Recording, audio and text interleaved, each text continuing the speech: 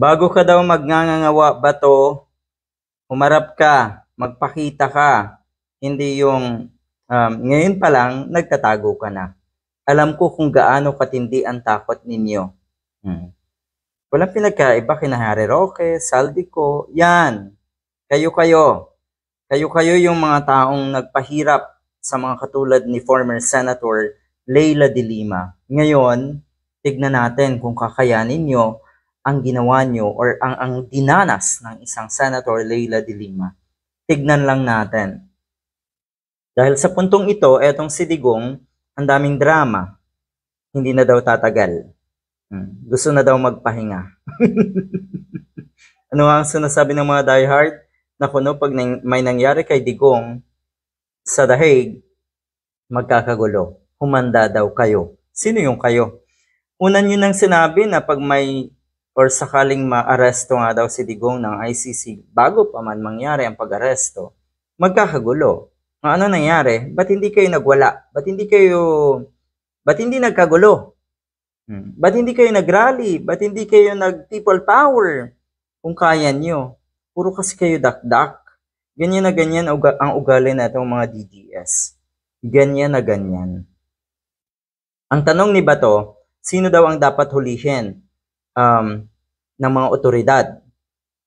Ako at Digong o PBBM at Romualdez? Natural, kayong dalawa ni Digong dahil may kaso sa inyo.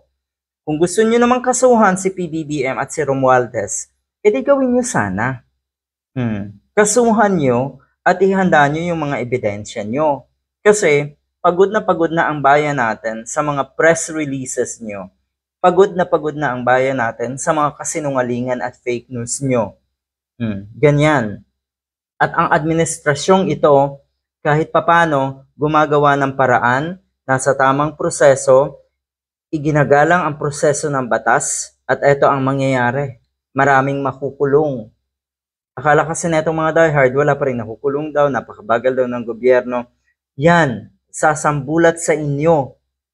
Isang bagsak, lahat ng mga nasa paligid ni Digong ay ikukulong.